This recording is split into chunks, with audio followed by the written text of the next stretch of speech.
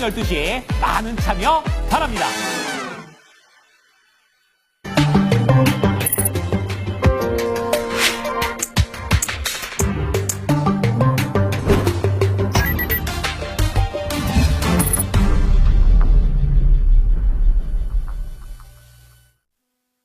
금요일 연준와처 시간입니다. 연준의 데이터를 통해서 시장의 매크로 변수들을 예측해 볼 수 있는 시간인데요. 도움 말씀 주실 이코노미 21의 양영빈 기자 모셨습니다. 기자님 어서 오세요. 네, 안녕하세요. 네, 오늘 기자님과 함께 이야기할 주제는 바로 미국의 10월 PC에 대해서 분석을 해보려고 합니다.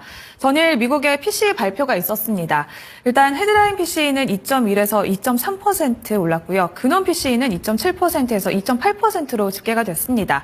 일단 PCE 인플레이션에서 가장 중요한 게 무엇인지 저희가 짚어볼게요, 기자님. 네, 이번 달에 이제 여기 우리가 차트를 보시면요. 네. 파란색이 이제 근원 PC이고요. 그다음에 헤드라인 PC이고요. 네. 그다음에 주황색이 근원 PC인데요. 지난번이 이제 이 우리가 근원 PC를 보는 이유는 이게 연준이 굉장히 신경 쓰는 그 지표니까 그렇거든요. 네. 근데 지난달에 얼마였냐면 2.7%였고 이번 달에 2.8%였어요. 네. 근데 그걸 자세히 들여다보면은 지난달에는 사실은 이게 연준은 이 데이터를 발표할 때 소수 둘째 자리에서 반올림을 해줍니다. 네. 근데 지난달이 2.653이었어요. 오. 그러니까 2.655에서 반올림 하니까 2.7이 된 거예요. 네. 그러니까 만약에 이게 2.64999 이렇게 됐다. 네. 그럼 2.6%였을 텐데 네. 이게 지난 0.003% 높아서 네. 이게 2.7이 된 거거든요. 그래서 그리고 이제 이번 달엔 2.8인데 뭐 이건 네. 거의 똑같아요. 그러니까 2.796이니까요. 실질적으로 올라온 거는 그냥 0.1% 올라온 게 아니라 사실은 거의 0.15%가 올라온 거예요. 그래서 이제 그것도 있고 그다음에 이제 중요한 거는 시장 예상치에 부합은 했습니다. 네. 근데 그게 그다지 중요한 건 아니고 구체적으로 그 안에 어떤 항목들이 PC를 올렸는지 네. 그거는 이제 뭐 이후에 좀 더 자세히 보기로 하고요. 네. 예, 그런 것들은 이제 우리가 봐야 될 것 같습니다. 일단 인플레이션에서 중요한 게 가장 무엇이 있는지 또 인플레이션의 특징에 대해서 짚어보도록 할 텐데요. 일단 근원 PC는 전월 대비 0.3% 상승을 했고 또 헤드라인 PC가 전월 대비 0.2% 상승을 했습니다. 이렇게 전월 대비로도 보기도 하고 또 전년 대비로도 보기도 네. 하는데요. 이게 또 어떤 게 더 중요한지 헷갈리시는 분들이 굉장히 있으실 것 같아요. 이게 인플레이션에는 어떤 관계가 있다고 봐야 될까요? 그러니까 이것도 이제 재미있었던 게, 네. 근원 PC, 그냥 헤드라인 PC는 전월 대비 0.2만 올랐어요. 네. 그런데 전년 대비로는 또 0.2 올랐거든요. 많이 오른 거죠. 네. 그런데, 근원 인플레이션은 전월 대비 0.2가 올랐는데, 전년 대비로는 0.1밖에 안 올랐어요. 그러니까 네. 또 거의 비슷하게 올랐는데, 헤드라인 PC는 많이 오르고, 그 다음에 근원 PC는 좀 덜 올랐거든요. 네. 근데 그런 이유 중에 이제 그런 게 어떤 게 있냐면요. 그러니까 이거는 이제 아주 간단하게 계산하는 방법인데요. 네. 이제 10월이 지났으니까 앞으로 11월 거를 본다. 그럼 11월의 인플레이션을 어떻게 계산하냐? 그럼 10월에 나온 인플레이션 있죠. 거기에다가 11월에 새로 뭔가 들어오잖아요. 네. 그건 이제 전월 대비죠. 지난달 대비한 거 네. 그걸 더해주고 작년 11월 거를 빼주면 됩니다. 그러면 아주 계산이 간단하게 네. 물론 아주 정확하진 않은데 그래도 거의 소수 한 셋째 자리 정도까지는 비슷해요. 그러니까 뭐 그냥 이제 이렇게 계산해도 네. 전혀 무리가 없는데 이건 왜 제가 말씀드리자면은 네. 저 차트의 왼쪽에서 두 번째 거를 보면요. 네. 그게 작년 11월 거예요. 작년 11월 게 이제 파란 거는 헤드라인 PC거든요. 네. 0이죠. 뺄 게 없어요. 네. 그러니까 PC 이번에는 만약에 11월 달에 만약에 0.2가 나왔다 그러면 0.2만 더해주면 돼요. 그 다음에 이 주황색은 0.09니까 네. 0.1이잖아요. 네. 그래서 근원 PC에서는 0.1만큼 빼주면 됩니다. 그리고 이제 새로 들어오는 게 만약에 0.2라면은 네. 이번 10월 거에다가 0.1만큼 이렇게 더해주면 되는데요. 요걸 이제 보여드리는 건 뭐냐면은 10월, 11월 다 보면 작죠. 네. 작년 이제 10월, 11월 이렇게 작습니다. 이걸 이제 일종의 뭐 기저효과 이렇게 얘기할 수가 있는데요. 기저 효과에서 쓸 수 있는 게 굉장히 작다는 거예요. 그러니까 네. 작년께 만약에 뭐 예를 들어 전월 대비 뭐 한 1% 됐다 그러면 그만큼 빼주면 되는데 뺄 게 없어요. 이 얘기 뭐냐면은 11월에 PC나 이런 것들도 그 새로 들어오는 것만큼 올라갈 가능성이 굉장히 높고 네. 따라서 이거는 이제 결국에 우리가 이런 것들을 왜 보냐면은 연준이 이걸 중요시하니까 연준의 나중에 이제 금리 인상, 네. 통화 정책에도 이게 이제 굉장히 큰 영향을 주지 않을까 이렇게 봅니다. 일단 또 근원 PC의 인플레이션은 연준의 물가 지표 관련해서 연준이 중시가 하고 있는 또 지표입니다. 근원 PC는 음식과 에너지를 제외하고 또 주택 서비스와 또 주택을 제외한 서비스, 뭐 상품으로 나누어서 볼 수가 있는데요. 여기에 또 최근 흐름은 어떤지 그래프를 준비해 주셨습니다. 자세히 분석해 볼까요? 네, 요거 아주 제가 봤을 때는 이제 근원 PC를 보는데 굉장히 중요한 차트라고 보거든요. 그러니까 이제 우리가 소비 생활을 하면은 쓰는 게 네. 뭐 휴대폰도 사고 뭐 밥도 사 먹고 이런 것들은 이제 다 상품으로 생각을 해요. 그런데 서비스도 있죠. 서비스 받는 그 이렇게 크게 상품이냐 서비스에 지출하느냐 이렇게 보고요.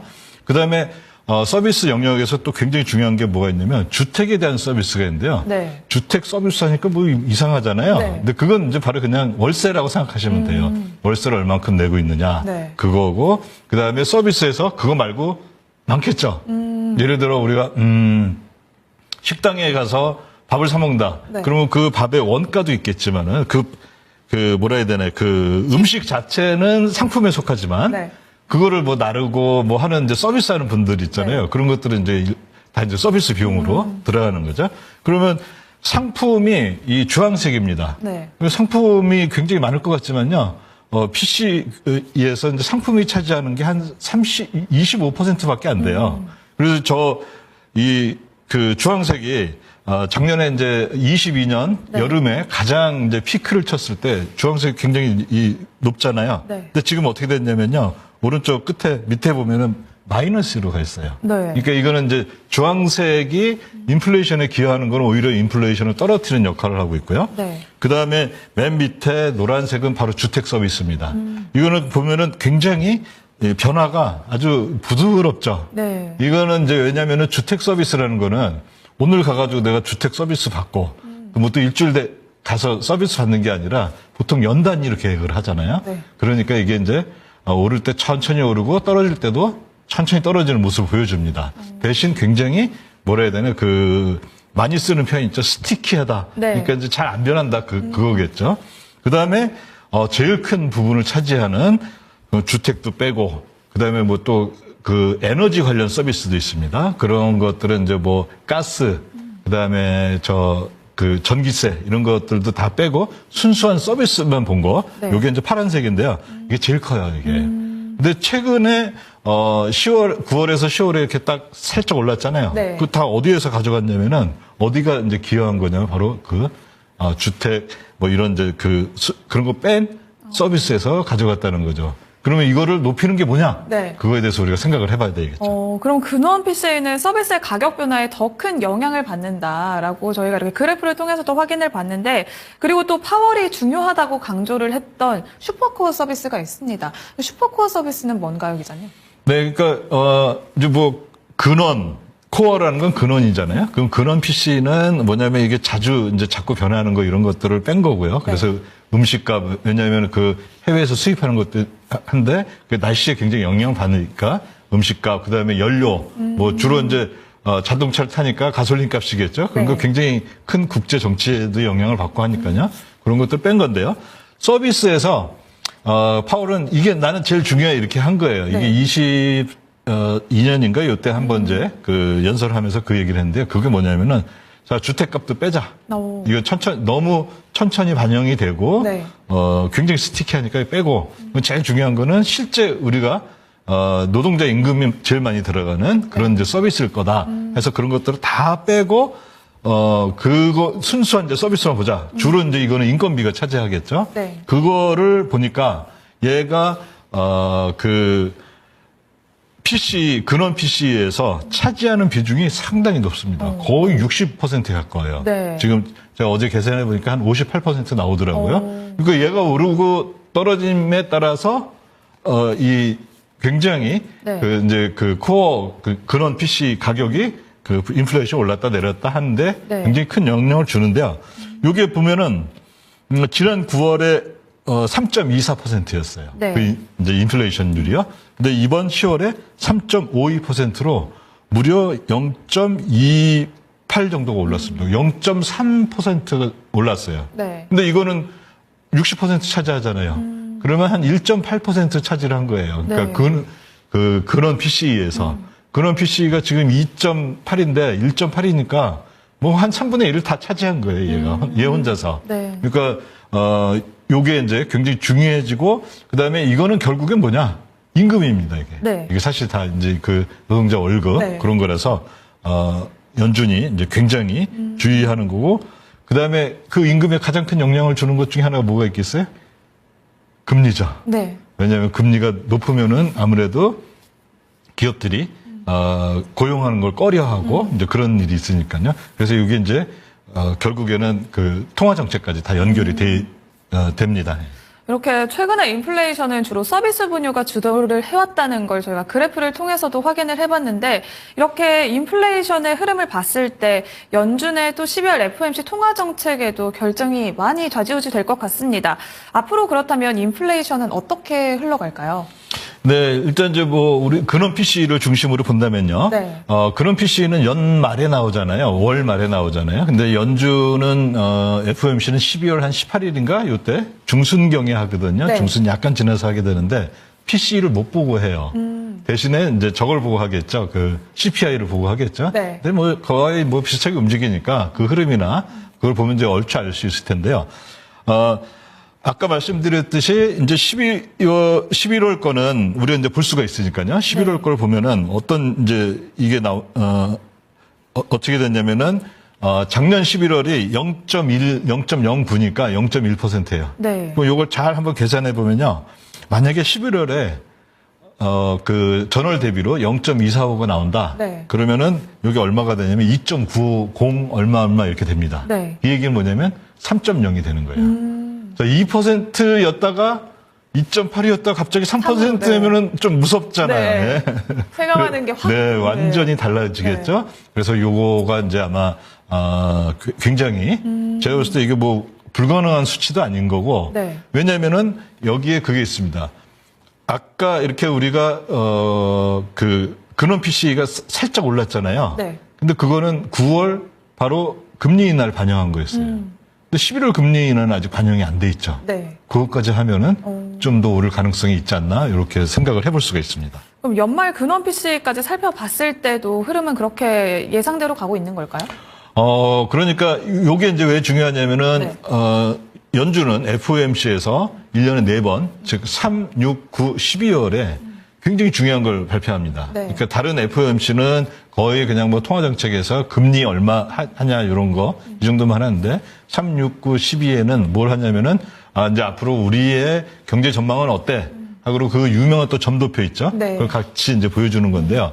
거기에서 가장 최근에 있었던 건 지난 9월에 예상인데요. 네. 우리가 이제 연말에 기준금리를 얼마로 전망을 한다. 네. 그럼 왜 이렇게 전망하는데요? 그러면은 경제는 GDP는 얼마일 거고 실업률은 얼마일 거고 그다음에 세 가지가 있죠. 하나는 또 코어 PC 그러니까 근원 PC가 얼마일 거고 그러니까 이렇게 되니까 네. 그 기준금리는 얼마였을 이 정도가 적당하다 이렇게 한 거예요. 근데 그 근거가 틀리면 네. 그렇게 전망한 게 틀리면은 기준금리도 바꿔야 되겠죠. 그렇죠. 네, 그래서 이제 그게 중요한데요.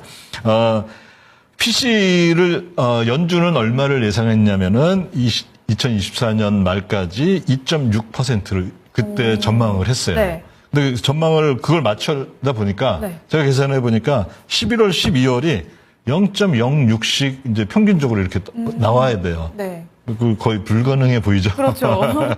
그 얘기는 뭐냐면은 전망 위로 갈 수밖에 없다라는 거죠. 그러니까 여기가 이제 제가 2.643이라고 했는데요. 네. 여기 뭐냐면 여기 하나만 0.07이 돼도 2.65 얼마 이렇게 됩니다. 다시 말하자면 2.7이 돼 버리는 거예요. 네. 그러면 이제 연준의 전망치를 넘어서 버리니까 그 얘기는 그러면 기준금리 인하를 잠시 쉴 수도 있다까지 얘기를 할 수가 있겠죠. 이렇게 인플레이션 외에도 GDP도 FOMC 금리 결정에 영향을 많이 줄 것으로 보고 있습니다. GDP까지 고려해서 12월 FOMC의 금리 인하 전망은 어떻게 될까요? 동결을 할까요? 네, GDP도 그러니까 GDP는 연준이 얼마를 예상했냐면요, 네. 2.0%를 예상했어요. 그런데 올해 올해 거를 보면은 네. 지금까지 했던 걸 보면은 2.0% 이거는 굉장히 이제 힘들어 보입니다. 네. 그러니까 이제 제가 한번 표를 만들어 봤는데요.